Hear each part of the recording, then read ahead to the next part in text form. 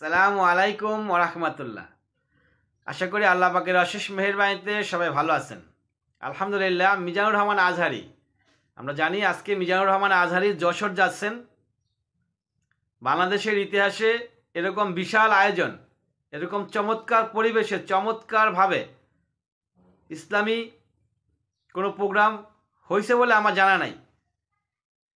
আমি আমার জীবনের ইতিহাসে এই ধরনের বিশাল বড় আয়োজন এবং এত সুন্দর সুশৃঙ্খল আয়োজন আমরা দেখি নাই।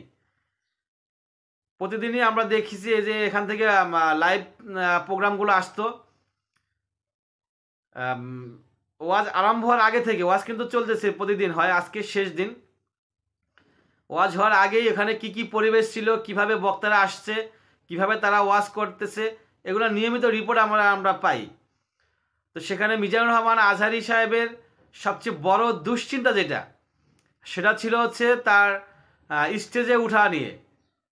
সে যে স্টেজে উঠবে, সে হেলিকপ্টার থেকে নামার পরে সে সেখানে আর পৌঁছতে পারে না, স্টেজ পর্যন্ত সে উঠতেই পারে না। আমরা জানি পেকুয়াতে 1 ঘন্টার উপরে সময় লেগেছে তাকে স্টেজ পর্যন্ত পৌঁছানোর জন্য।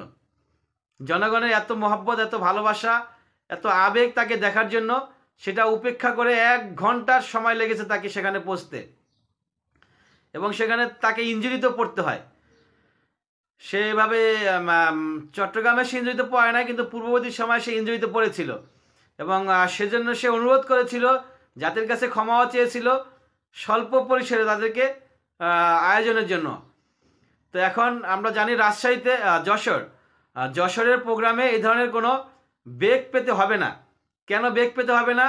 উনি যেখানে নামবে, হসপিটালের উপরে, হেলিপ্যাডের উপরে নামবে, সেখান থেকে স্টেজ পর্যন্ত আন্ডারগ্রাউন্ড সিস্টেমে নিয়ে যাওয়া হবে। অর্থাৎ ওখানে কোনো মানুষ থাকবে না। উনি যেই পথ দিয়ে হেঁটে স্টেজে যাবেন, সেই স্টেজ পর্যন্ত কোনো মানুষের কোনো সুযোগ নাই যাওয়ার। হেলিকপ্টার থেকে নামার পরে স্টেজ পর্যন্ত কোনো মানুষ তার সঙ্গে দেখা করতে পারবে না, কথা বলতে পারবে না, সেলফি তুলতে পারবে না। তো মানুষ দেখা করার জন্য, কথা বলার জন্য, সেলফি তোলার জন্য তো ওখানে যায়। তো এই কাজটা করতে পারবে না, আরামসে তিনি ওখানে ঢুকতে পারবেন। এবং স্টেজে কোনো প্রকারে কোনো মানুষ থাকতে পারবে না। বক্তা অনলি 1 পারসন, যিনি বক্তব্য দিবেন শুধু তিনি স্টেজে থাকবেন, আর কেউ স্টেজে থাকতে পারবে না। এদিক দিয়েও সুবিধা হয়ে গেল।